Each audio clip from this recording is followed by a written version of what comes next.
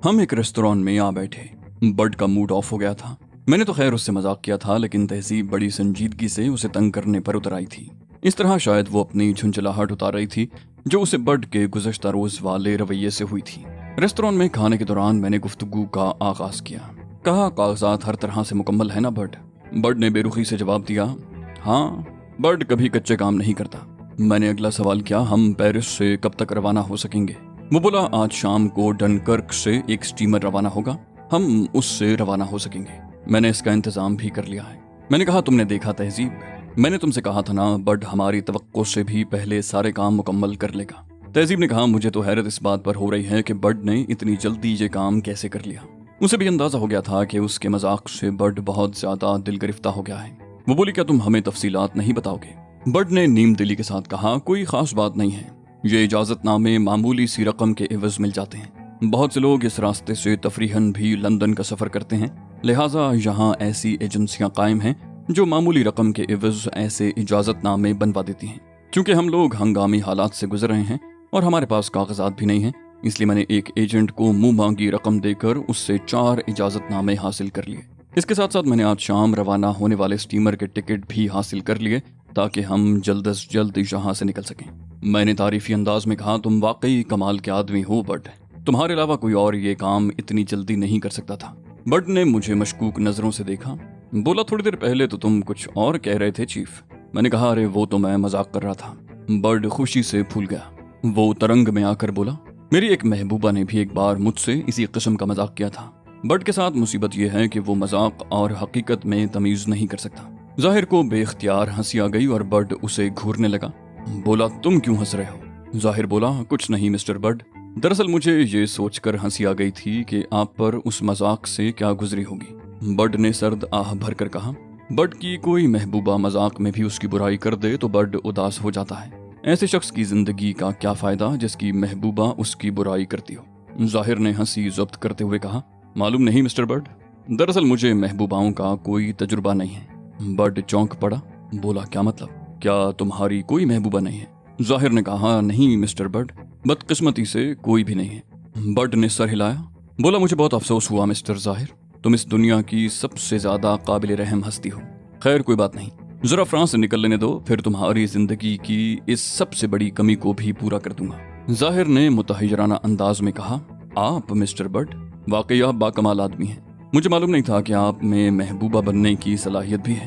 तहजीब खिलखिलाकर हंस पड़ी और बर्ड बुरी तरह झिंप गया।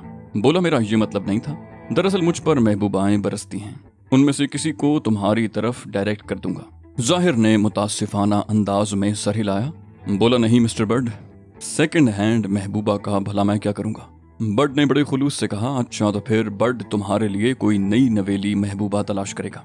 जाहिर उसकी संजीदगी देखकर बौखला गया। बोला, आखिर आप पर महबूबाएं क्यों सवार हैं मिस्टर बर्ड? वो बोला, तुम्हें ये लफ्ज अच्छा नहीं लगता मिस्टर जाहिर? कितनी नगमगी है इस लफ्ज में, ऐसा लगता है पूरी कायनात की हलावत इस एक लफ्ज में तहलील होकर रह गई है। जाहिर बोला, वो तो ठीक है मिस्टर बर्ड, लेकिन उमूमन महबूबाएं बेवफा होती हैं, इसलिए मुझे तो माफी रखिए। बर्ड ने कहा, तुम ठीक कह रहे हो मेरे भाई। बर्ड को भी बड़े तल्ख तजुर्बात हुए हैं, लेकिन बर्ड अभी मायूस नहीं हुआ। उसे उम्मीद है कि किसी रोज कोई बावफा किस्म की महबूबा मिल जाएगी जैसे चीफ। मैंने हाथ उठाकर कहा, बस बहुत बेहूदगी हो गई, अब काम की बात करो। वो बोला, काम की बात यह है चीफ के इजाजतनामों की रूह से मैं और जाहिर तो इकट्ठे सफर करेंगे, लेकिन तुम्हें और मैडम को अजनबियों की तरह सफर करना होगा। मैंने कहा, ये तो हो जाएगा, लेकिन अब सिर्फ इस बात की तरफ से तशवीश बाकी रह गई है कि कहीं डनकर्क से डोवर तक के रास्ते भी तो पुलिस चेकिंग की जद में नहीं है। बर्ड ने कहा, ये तो वहां पहुंचकर ही मालूम हो सकेगा चीफ। मुझे इस बात का ख्याल तो आया था, लेकिन मैंने एहतियातन किसी से इस बारे में पूछगिछ करने से गुरेज ही किया। मैंने कहा, तुमने बहुत अच्छा किया, हमें कोई भी ऐसी हरकत करने से गुरेज करना चाहिए जिससे कोई शख्स हमारी तरफ से मशकूक हो। तहजीब बोली, मुमकिन है इस रास्ते पर भी जबरदस्त चेकिंग हो रही हो, लेकिन थोड़ी देर कबल जो बात बिल्कुल ही नामुमकिन मालूम हो रही थी, अब वो कम से कम मुमकिनात की हुदूद में तो दाखिल हो गई है। मैंने कहा, अब हमें यहाँ से रवाना हो जाना चाहिए।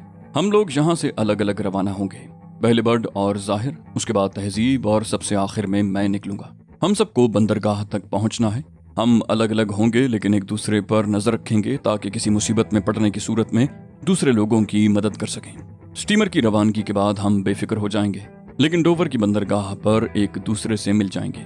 हमने बट से अपने अपने कागजात लिए और फिर हमारे सफर का पहला मरहला शुरू हो गया। मैं सबसे आखिर में बंदरगाह पहुंचा था। बंदरगाह पर मैंने कोई गैर मामूली बात महसूस नहीं की। मालूम नहीं क्यों पुलिस ने इस जरिए को नजरअंदाज कर दिया था और ये हमारे हक में बहुत अच्छा साबित हुआ था। ये भी मुमकिन है कि मामूल की कार्रवाइयां सरअंजाम देने वाले पुलिस के अमले के पास हमारी कलमी तस्वीर मौजूद रही हों और पेरिस की पुलिस ने सिर्फ इसी बात पर इन्हिसार कर रखा हो कि हम अपनी असल सूरतों में सफर करने की कोशिश करेंगे तो फंस जाएंगे। गुरूब आफ्ताब से कुछ देर कबल ही स्टीमर ने साहिल छोड़ दिया। मेरे अलावा तहजीब, ज़ाहिर और बड भी किसी खतरे से दो चार नहीं हुए थे। अब बज़ाहिर हम खतरे की हुदूद से निकल आए थे। मैं अरशे पर खड़ा होकर डूबते हुए सूरज का नज़ारा करने लगा। मेरी तरह और भी बहुत से मुसाफिर अरशे पर लगी रेलिंग के सहारे खड़े हुए इस हसीन नज़ारे से लुत्फानंदोज हो रहे थे। अरशे पर खुन की जरूर थी, लेकिन अभी वो खुन की नागवार नहीं गुजर रही थी। मेरी निगाह समंदर की पुरसुकून लहरों पर जमी थी, लेकिन जहन में हलचल मची हुई थी। मेरे अंदाजे के मुताबिक ओशील मिकाइल एक सीधा साधा ताजिर था, इसलिए उसके मुकाबले में हमने आसानी से कामयाबी हासिल कर ली थी। जबकि हारूत राबील न सिर्फ जोड़ तोड़ वाला आदमी था बल्कि अय्यार भी था। उसे जराइम पेशा लोगों की खिदमात हासिल थी और ओशील मिकाइल की निस्बत उससे निमटना हमारे लिए बहुत दुश्वार साबित हो सकता था। मुझे जर्मनी में फार्मूलों के हुसूल वाली मुहिम याद आई और इसके बारे में सोचकर मेरे रोंगटे खड़े हो गए। फार्मूलों के हुसूल के चक्कर में कई बार हमारी जिंदगियां खतरे में पड़ी और इसके अलावा कुछ नहीं कहा जा सकता था कि हमारी किस्मत में अभी जीना लिखा था। इसलिए हम जिंदा थे, वरना जिस तरह हम पर हमले किए गए थे उसके बाद हमारा जिंदा बच जाना किसी मौजज़े से कम नहीं था। फार्मूलों का हमारे हत्थे चढ़ जाना बजाय खुद किसी मौजज़े से कम मालूम नहीं होता था। अगर डिफॉस्टर ने मरते वक्त हमें आगाह न कर दिया होता तो फार्मूलों का राज हमेशा के लिए लाजनहल ही रह जाता। मुझे डिफॉस्टर से अजीब सी उनसियत महसूस हुई थी। वो सितम रसीदा आदमी था, मजलूम था और उसने अपने खानदान की बहबूद के लिए एक मंसूबा तैयार किया था। लेकिन उन बदकिस्मत लोगों ने उसी के खिलाफ साजिशें शुरू कर दी और वो बेचारा अपनी जिंदगी तक से महरूम हो गया। डिफॉस्टर, जिसने अपनी जिंदगी का बड़ा हिस्सा हारूत राबील की कैद में गुजारा और बड़ी मजबूरी के आलम में अपनी खिदमात से यहूदियों को फायदा पहुंचाता रहा। यहूदी जिन्हें मैं आलम इस्लाम के लिए एक खतरा तस्वुर करता था, हिटलर ने उन्हें जर्मनी के लिए खतरा समझा था और बड़े पैमाने पर यहूदियों का कत्लेआम कराया था। हिटलर, जो एक बेदीन शख्स था, लेकिन उसने भांप लिया था कि जर्मनी को यहूदियों के नापाक वजूद से पाक किए बगैर एक मजबूत मुमलिकत का ख्वाब कभी शर्मिंदा ताबीर नहीं हो सकेगा। उसने जांच लिया था कि यहूदियों से बढ़कर मफाद परस्त कौम रूए ज़मीन पर और कोई नहीं। जरा से ज़ाती मफाद की खातिर ये लोग बड़ी से बड़ी चीज़ का सौदा कर सकते हैं। हिटलर के इन नज़रियात की पूरी जर्मन कौम हामी है। इसी वजह से यहूदी लॉबी जर्मनों के दुश्मन है और मैं जर्मनों को अपना दोस्त समझता हूँ। डिफॉस्टर भी यहूदियों से नफरत करता था। न सिर्फ नफरत करता था बल्कि उसने यहूदियों के हाथों नाकाबिले बर्दाश्त अजियतें भी उठाईं। अपनी उम्र का बड़ा हिस्सा उनकी कैद में बसर किया था और आखिर में उन्हीं की वजह से मौत को गले लगाने पर मजबूर हुआ था। मैं डिफॉस्टर की मौत को उम्र के किसी हिस्से में भी फरामोश नहीं कर सकता था। उसने जितनी अजियतें सही थीं और जिस कदर बेबसी से मेरी आंखों के सामने मौत की आगोश में पहुंचा था, उसका जिम्मेदार 100% हारूत राबील था, जिससे इंतकाम लेने के लिए मैं बुरी तरह बेचैन था। तहजीब का मकसद सिर्फ हारूत राबील से फ़लस्तीनियों के लिए दौलत का हुसूल था, जबकि मेरे लिए उससे डिफॉस्टर की मौत का इंतकाम लेना अव्वलीन मकसद था। बाकी हर चीज़ सानवी हैसियत की हामिल होकर रह गई थी। मैं अपने ख्यालात में इस तरह डूबा कि मुझे वक्त गुजरने का एहसास ही ना हो सका। स्टीमर के अरशे पर तारीकी फैल गई थी। सूरज गुरूब हुए देर हो चुकी थी और खुनकी ने सर्दी की शक्ल इख्तियार कर ली थी। अरशे पर मौजूद मुसाफिर समंदर की तेज़ व तुंद सर्द हवा से बचने की खातिर गालिबन स्टीमर की निचली मंजिल पर वाक़े कहबा खाने में जा चुके थे। मैंने भी सर्दी से बचने के लिए वहीं जाने का फैसला किया। अरशे के बरक्स कहबा खाने में समंदरी लहरों का शोर नहीं था, लेकिन यहाँ इंसानी आवाज़ें इस कदर थीं कि उनके सामने समंदरी लहरों का शोर मांद पड़ता नजर आ रहा था। कसरत तंबाकू नोशी के बायस कहबा खाने की फ़ज़ा में धुएं के मरगूले चकराते फिर रहे थे। माहौल में सिगरेट और शराब की तेज़ बू फैली हुई थी। कुछ लोगों के हाथ में कॉफ़ी के कप देखकर मेरी जान में जान आई, वरना मैं तो सोच रहा था कि अगर यहाँ चाय या कॉफ़ी का रिवाज ही न हुआ तो मैं इस यखबस्ता रात में ठिठर कर रह जाऊंगा। कहबा खाने में लोगों की अक्सरियत मेज़ों और कुर्सियों पर टांगें फैलाए ऊँघने और सोने की कोशिश में मसरूफ थी। कहबा खाने के दरवाजे के साथ ही स्याह सूट में मलबूस एक मोमर शख्स टेक लगाए बेहिस्सो हरकत खड़ा था। उसकी निगाहें फर्श पर जमी थीं, जहाँ एक बदमस्त नौजवान जोड़ा बद अखलाक हरकतें करने में मसरूफ था। एक तरफ चंद मूसीकार अपने साजों से टेक लगाए ऊँघ रहे थे। मैं उन सबको नज़रअंदाज करके काउंटर की तरफ बढ़ गया, जहाँ से शराब की नागवार बू के साथ साथ गर्मा गर्म कॉफ़ी की सौंधी खुशबू भी उठ रही थी। मैंने काउंटर के अकब में मौजूद शख्स को कॉफ़ी का ऑर्डर दिया ही था कि अकब से एक हाथ मेरी कमर पर आ जमा। मैं चौंक कर पलटा। वो फ्रांस की बेहया तहजीब की शाहकार एक नौजवान लड़की थी, जिसकी आंखें नशे की शिद्दत से झुकी पड़ रही थीं। सुर्ख रंग के रंगे हुए बालों की लटें उसके चेहरे पर झूल रही थीं। मेकअप के नाम पर चेहरे पर भी मुख्तलिफ रंगों से गुलकारी की गई थी। वो यकीनन बेहद हसीन नक्शोनिगार की मालिक रही होगी, लेकिन उसने मसनूई गुलकारी करके अपने आप को कराहत आमेज बना लिया था। कम से कम मुझे तो यही महसूस हुआ। उसने खुमार आलूद लहजे में कहा, तुमने कॉफ़ी तलब की है? क्यों? क्या ये सर्द रात सिर्फ कॉफ़ी के लिए है? मैंने उसका हाथ अपनी कमर से हटाते हुए कहा, मैं आपको किस नाम से मुखातिब करूं खातून? उसने कहा, नामों में क्या रखा है? वो बुरी तरह मदहोश थी। बोली, वैसे तुम मुझे मैगी कह सकते हो। मैंने कहा, मोहतरमा मैगी? रात अगर इससे भी ज्यादा सर्द हो मैं तब भी कॉफ़ी के अलावा कुछ नहीं पीता। लड़की ने हैरत से कहा, तुम शराब नहीं पीते? कौन से पागल खाने में थे? मेरे होंठों पर एक तज़हीक आमेज मुस्कुराहट उभर आई। कहा, मोहतरमा मैगी, मेरा ख्याल है कि। उसने मेरी बात काट दी। बोली, तुम्हारा हर ख्याल गलत है। फिर काउंटरमैन से मुखातिब हुई, नहीं इसे कॉफ़ी नहीं शराब दो। काउंटर पर मौजूद शख्स पहले ही मेरे लिए कॉफ़ी निकाल चुका था, इसलिए उसने सवालिया नज़रों से मेरी तरफ देखा, जबकि मैगी ने कमाल बेतकल्लुफ़ी का मुजाहिरा करते हुए कॉफ़ी के कप की तरफ हाथ बढ़ाया तो मैंने उसका हाथ अपनी गिरफ्त में ले लिया। वो बोली, क्या करते हो डार्लिंग? शराब पियो शराब। स्टीमर पर टैक्स फ्री शराब मिलती है, तुम्हें सिर्फ 50% अदायगी करनी पड़ेगी। मैंने कहा, और तुम? मैंने सवालिया निगाहों से मैगी की तरफ देखा तो वो शराबियों के से अंदाज में हंस पड़ी। उसने वारफ्तगी से कहा, हम भी टैक्स फ्री ही होंगे डार्लिंग, तुम मुझे हर तरह से इस्तेमाल कर सकते हो। मेरे होंठ नफरत से सुकड़ गए। मैंने कहा, अफसोस, मुझे टैक्स फ्री चीज़ों में कोई कशिश महसूस नहीं होती। ये कहकर मैं तेज़ी से वहाँ से हट गया। लोगों की बातें सुनकर मुझे मालूम हो गया कि स्टीमर रात भर सफ़र करने के बाद सुबह तक डोवर पहुँचेगा। कॉफ़ी की चुस्कियाँ लेते हुए मैं वहाँ मौजूद लोगों की खरमस्तियाँ भी देखता जा रहा था। उस रास्ते से सफ़र करने वाले कुछ लोग वाकई ऐसे होते हैं जो किसी ज़रूरी काम से डनकर्क से डोवर तक का सफ़र करते हैं, लेकिन ऐसे लोगों की भी कमी नहीं होती जो सफ़र के साथ साथ अपनी साथी लड़कियों से मुस्तकबिल के सारे मामलात भी स्टीमर पर ही तय कर लेते हैं, और फिर टैक्स फ्री शराब और इसके अलावा टैक्स फ्री लड़कियाँ। मुझे कुछ ऐसे अफराद भी नजर आए जिन्होंने लड़कियों जैसे मिनी स्कर्ट पहन रखे थे। ये स्कर्ट 4 खाने वाले ऊनी कपड़े के बने हुए थे। ये स्कॉटलैंड के बहादुर मर्दों का रिवायती लिबास था जो किल्ट कहलाता था। लड़कियां उस लिबास पर मरती हैं और ये उनका पसंदीदा तरीन लिबास है। यूरोपीय अक़वाम की ये दीवानगी मेरे लिए कोई नई बात नहीं थी। कॉफ़ी ख़त्म हो गई। इस सर्द मौसम में गर्मा गर्म कॉफ़ी का एक कप मज़ा दे गया। स्टीमर की रवानगी के बाद से तहजीब, बर्ड और जाहिर कहीं नजर नहीं आए थे। मुझे बिल्कुल मालूम नहीं था कि वो लोग स्टीमर के किस हिस्से में पाए जाते होंगे। मुमकिन है उन्होंने एहतियातन लोगों के दरमियान आने से गुरेज किया हो। कहवा खाने के मज़मूम माहौल में ज़्यादा देर रुकना मेरे लिए मुमकिन नहीं था, इसलिए मैं अरशे की तरफ चल पड़ा। मुझे मालूम था कि अरशे पर मुझे सख्त सर्दी का सामना करना होगा, लेकिन फ़िलहाल इसके अलावा कोई और चारा भी नहीं था। कहवा खाने की घुटन बर्दाश्त करना भी आसान नहीं था। अरशा वीरान पड़ा हुआ था। स्टीमर के जंगले के ऊपर लगे हुए बल्ब जल रहे थे, जिनकी मध्यम रोशनी अरशे के भीगे तख्तों पर चमक रही थी। कैबिनों के साथ साथ आराम कुर्सियों की कतार थी, जिनमें से कुछ कुर्सियों पर ऊनी कंबल ओढ़े मुसाफिर घुटनों में सर दिए सो रहे थे। रौदबार इंग्लिस्तान की मौजें स्टीमर से टकराती और एक हल्की सी फुआर फजा में बुलंद हो जाती। मैंने रस्सियों पर झूलते हुए कुमकुमों से परे देखने की कोशिश की, लेकिन वहां सिर्फ लहरों का शोर और मुकम्मल तारीकी थी। कभी कभी स्टीमर का हॉर्न जोर से बजने लगता और उसके बाद बेकरां खामोशी छा जाती। मैंने भी अपने लिए एक कुर्सी मुंतखब की और उस पर बैठकर ऊँघने लगा। मुमकिन था कि उन्हीं में से किसी कुर्सी पर मेरे साथियों में से भी कोई मौजूद होता, लेकिन फिल वक्त मैं अपने ख्याल की तस्दीक नहीं कर सकता था। मैं खुली फजा में बैठा ठिठर रहा था। मेरे पास ओढ़ने के लिए कुछ भी नहीं था। मुझे अपनी गलती का एहसास हुआ।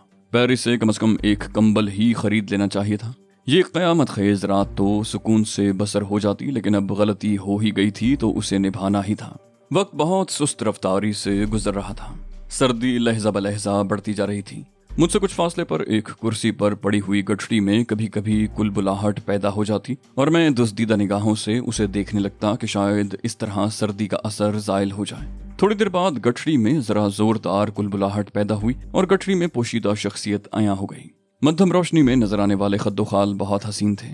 गहरी नीली आंखें, नाक कदरे ऊपर को उठी हुई, सुर्खो सफेद गोल चेहरे और लंबे लंबे बाल बेहद भले लग रहे थे। वो इधर उधर देखती रही और फिर उसकी नजर मुझ पर पड़ गई। शायद उसने अंदाजा कर लिया था कि मैं जाग रहा हूँ। उसने अपने जिस्म के गिर्द कंबल अच्छी तरह लपेटा और आहिस्ता आहिस्ता मेरी तरफ बढ़ी। उसने मेरे नजदीक पहुंचकर कहा, एक्सक्यूज मी, आपके पास लाइटर या माचिस है? मैं भुनचक्का रह गया। उसकी आवाज बेहद मर्दाना और भारी थी। खद्दोखाल से कतई अंदाजा नहीं होता था कि वो कोई लड़का है, लेकिन दुनिया की किसी भी लड़की की आवाज इस कदर भारी नहीं हो सकती थी। मुझे अपने अंदाजे की तस्हीह करना पड़ी। वो लड़की नहीं बल्कि कोई आवारागर्द हिप्पी लड़का था। मैंने संभल कर उससे माजरत की तो वो दूसरी गठरियां टटोलने लगा और फिर उसने अपनी जेब से चरस भरी सिगरेट निकाली। शायद कहीं से उसे माचिस नसीब हो गई। उसने सिगरेट सुलगाई तो फजा में चरस की बू फैलने लगी और मुझे कुर्सी से दस्तबरदार होना पड़ा। कुर्सी से उठकर मैं टहलता हुआ वहां से काफी दूर रेलिंग के साथ आन खड़ा हुआ। समंदर से चलने वाली हवाएं रगों में खून जमाए दे रही थीं, लेकिन इन हवाओं से बचने की कोई तदबीर समझ में नहीं आ रही थी। माहौल पर सुकूत तारी था। मालूम नहीं तहजीब वगैरह कहाँ गायब हो गए थे। मुझे बड़ गुस्सा आने लगा। उसी ने कहा था कि मुझे और तहजीब को अलग अलग सफर करना चाहिए। उस वक्त अगर तहजीब मौजूद होती तो मैं उससे बातें करके ही सर्दी का एहसास खत्म करने की कोशिश करता। मेरी समझ में नहीं आ रहा था कि इस तरह एक दूसरे से बिल्कुल ही अजनबी बनकर सफर करने की क्या तुक थी। दफतन मैंने अरशे पर कदमों की आवाजें सुनी। ये जनाना सैंडलों की आवाजें थीं। मैंने पलट कर देखा और मध्यम रोशनी के बावजूद मैगी को पहचान लिया। वो मेरी ही तरफ आ रही थी। उसने मेरे करीब पहुंचकर बहके हुए लहजे में कहा, ओह, ये तुम ही हो नोटी बॉय जिसे टैक्स फ्री चीजें पसंद नहीं। मैंने कहा, तुम यहाँ क्या कर रहे हो? तुम्हारे पास कोई कंबल वगैरह नहीं है? जाओ कहबा खाने में वापस जाओ, तुम्हें सर्दी लग जाएगी। मैगी हंस पड़ी। बोली, मुझे वहां जाने की क्या जरूरत है, मेरे पास कैबिन मौजूद है। मैंने तेजी से पूछा, क्या तुम तन्हा सफर कर रही हो? मेरे जहन में ख्याल आया था कि अगर वो तन्हा है तो उसी के कैबिन में रात बसर कर ली जाए। बोली, हाँ, मैं बिल्कुल तन्हा हूँ और टैक्स फ्री भी हूँ। क्या तुम मुझे मेरे कैबिन तक नहीं पहुंचाओगे? मैंने उसका बाजू पकड़ कर कहा, हाँ, तुम नशे में हो, तुम्हें तुम्हारे कैबिन तक पहुंचाना जरूरी है, आ जाओ। मैंने उसका बाजू पकड़ा और उसने अपना सारा बोझ मुझ पर डाल दिया। लड़खड़ाती हुई आवाज में बोली, मैं नशे में जरूर हूँ लेकिन मदहोश नहीं हूँ। मैं खूब समझ रही हूँ, तुम सिर्फ मेरे कैबिन में रात गुजारना चाहते हो, लेकिन याद रखो तुम्हें उसकी कीमत अदा करनी पड़ेगी। उसकी मतलूबा कीमत अदा करना मेरे लिए मुमकिन नहीं था, लेकिन मैंने अपने औसान खता नहीं होने दिए। मैगी वाकई मदहोश नहीं थी। वो गलती किए बगैर मुझे अपने कैबिन तक ले आई। मैं दरवाजा खोलकर अंदर दाखिल हो गया। निहायत मुख्तसर सा कैबिन था जिसमें सिर्फ एक दीवार गिर नशिस्त नजर आ रही थी। अरशे की खुनकी से निजात मिलते ही मुझे खासे सुकून का एहसास हुआ।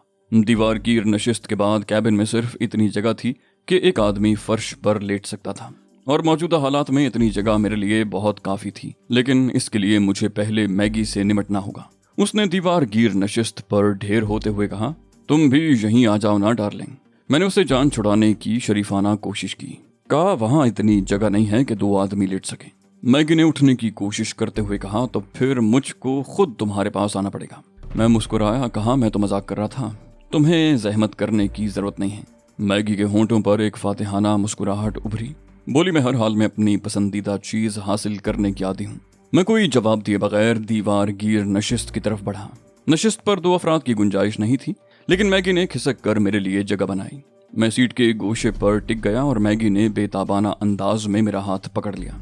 मैंने नरमी से अपना हाथ छुड़ाया और अपने हाथ उसके कंधों पर रख दिए। उस पर सरशारी की कैफियत तारी होने लगी। वो जज्बात से बोझल आवाज में बोली, उस वक्त जब तुमने कहा था कि तुम्हें टैक्स फ्री चीजें पसंद नहीं तो मुझे बहुत गुस्सा आया था। मैंने सरसरी अंदाज में कहा, क्यों? उसने कहा, तुमने मेरी तौहीन जो की थी। लोग मुझे हासिल करने के लिए तरसते हैं। मैंने गैर महसूस अंदाज में उसे खुद से दूर रखा। उसकी आंखें बंद हो चुकी थीं। मैंने कहा, तुम्हें नींद आ रही है, तुम सो जाओ। उसने तड़प कर आंखें खोल दी। बोली, नहीं। उसकी आंखों में सुर्ख डोरे तैर रहे थे। नशे की वजह से आंखें पहले ही सुर्ख थीं और अब तो उनमें जज्बात की सुर्खी भी शामिल हो गई थी। बोली, ये हसीन रात और तुम्हारा कुर्ब यूं जाया करने के लिए नहीं। मैंने कहा, बस 1 मिनट सब्र करो, सब ठीक हो जाएगा। और उसके साथ ही मेरी उंगलियां उसकी कनपटी पर पहुंच गईं। उसने एक सिसकारी ली और साथ ही मैंने उसकी कनपटी की एक मखसूस रग दबा दी। मैगी ने आंखें फाड़ कर मुझे देखने की कोशिश की। उसके होंठ भी खुले हुए थे, शायद कुछ कहने की कोशिश कर रही थी, लेकिन अचानक तारी हो जाने वाली बेहोशी ने उसे कुछ कहने की मोहलत न दी और उसकी गर्दन एक जानिब ढलक गई। मैं एक तवील सांस लेकर उसके पास से उठ गया। उसको सुबह से कबल होश नहीं आ सकता था। कैबिन मौसम की चीरादस्तियों से महफूज था, इसलिए मैंने मैगी के पैरों पर पड़ा हुआ कंबल उठाया और उसे फर्श पर बिछा कर लेट गया। चंद घंटों की नींद बहुत जरूरी थी, जो अरशे पर नामुमकिन थी। मैंने आंखें बंद कर लीं और जल्द ही नींद की आगोश में पहुंच गया।